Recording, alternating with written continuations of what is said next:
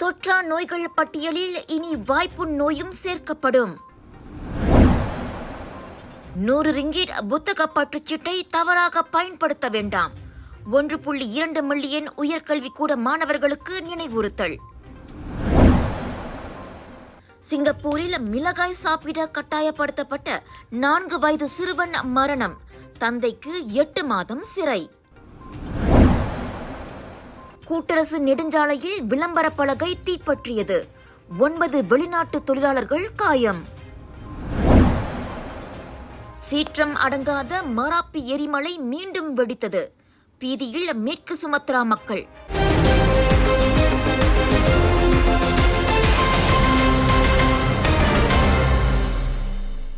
NCD எனப்படும் தொற்றாய் நோய்கள் பட்டியலில் புதிதாக வாய்ப்புண் நோய் சேர்க்கப்படவிருக்கிறது. வாய்ப்புண் நோயை கட்டுப்படுத்தும் முயற்சிகளுக்கு உலக நாடுகள் முன்னுரிமை கொடுப்பதை அது புலப்படுத்துவதாக சுகாதார அமைச்சு கூறியது. அடுத்த ஆண்டு நடைபெறவிருக்கும் NCD தொடர்பான ஐநாவின் 4வது உயர்மட்ட அளவிலான கூட்டத்தின் போது தொற்றா நோய்களின் பட்டியலில் வாய்ப்புண் நோய் சேர்க்கப்படுவதாக KKM தெரிவித்தது. 2023-2030 வரைக்குமான உலக வாய் சுகாதார நடவடிக்கை திட்டத்தின் அடைவு நிலை தொடர்பில் சுவிட்சர்லாந்து ஜெனீவாவில் நடைபெற்ற அனைத்துலக சுகாதார மாநாட்டின் போது அது குறித்து விவாதிக்கப்பட்டதாக சுகாதார அமைச்சு விளக்கியது. ஐநா உறுப்பு நாடுகள் வாய் சுகாதாரம் மீதான தங்களின் கடப்பாட்டை உறுதி செய்து வருகின்றன. அவ்வகையில் மற்ற NCD நோய்களுடன் இந்த வாய்ப்புண் நோயை தடுக்கும் கட்டுப்படுத்தும் முயற்சிகளை விரைவுபடுத்த அவை உறுதி கொண்டுள்ளன. வாய் சுகாதாரம் மீதான உலகளாவிய கொள்கையை பின்பற்றி அந்தந்த நாடுகள் தத்தம் தேசிய கொள்கையை வலுப்படுத்துவதும் அம்முயற்சியில் அடங்கும் என சுகாதார அமைச்சு கூறியது.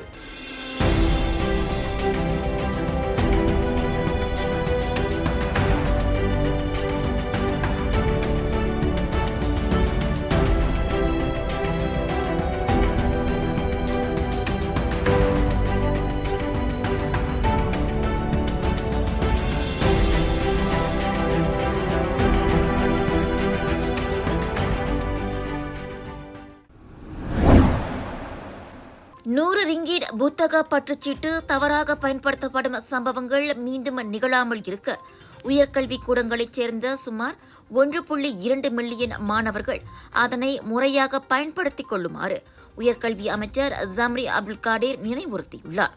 பழைய சம்பவங்கள் மீண்டும் நிகழாது என தாம் நம்புவதாக ஜம்ரி கூறியிருக்கின்றார். இவ்வாண்டுக்கான கோலாலம்பூர் அனைத்துலக புத்தக கண்காட்சியை முன்னிட்டு இன்று மாலை தொடங்கி மாணவர்களுக்கான 100 ரிங்கிட் புத்தக பற்றுச்சீட்டு கட்டம் கட்டமாக விநியோகிக்கப்படும்.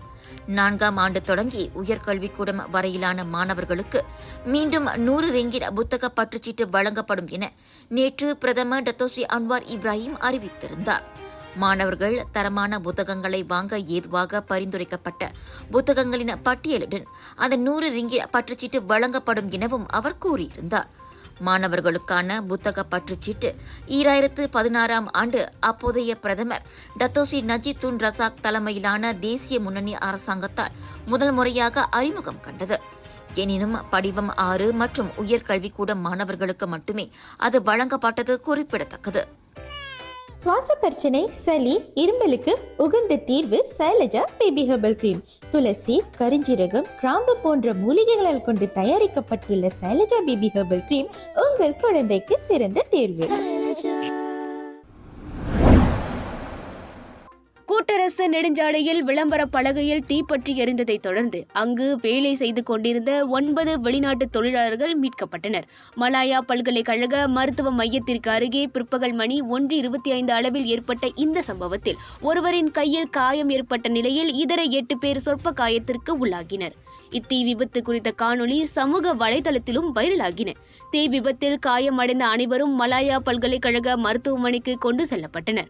அந்த மின்னியல் விளம்பர பலகையில் தீ பிடித்ததற்கு முன் அதில் மின்சார அதிர்ச்சி ஏற்பட்டதை தொடர்ந்து மின்னல் வேகத்தில் தீ அந்த விளம்பர பலகையின் மேற்பகுதி வரை பரவியதாக பாதிக்கப்பட்ட ஊழியர்களில் ஒருவர் தெரிவித்திருக்கிறார். இத்தீ விபத்து ஏற்பட்ட இடத்திலேயே காயம் அடைந்தவர்களுக்கு மருத்துவ உதவியாளர்கள் சிகிச்சை வழங்குவதையும் அந்த காணொளியில் பார்க்க முடிகிறது.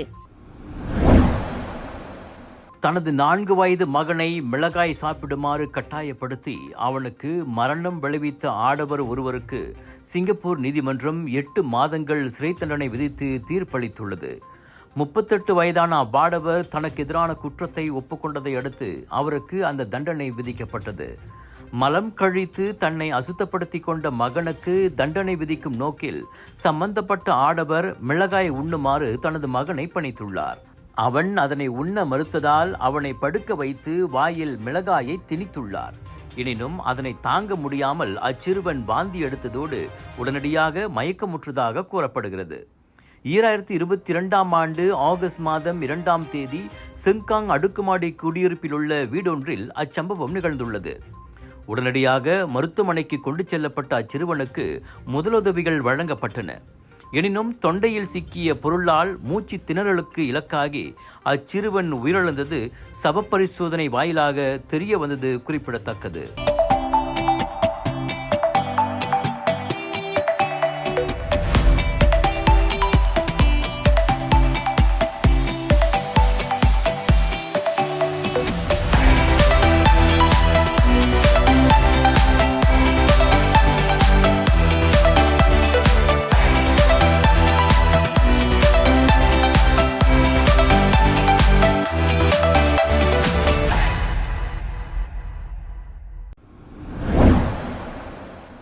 இந்தோனேசியாவின் மேற்கு சுமத்ராவில் உள்ள மராப்பி எரிமலை மீண்டும் வெடித்துள்ளது.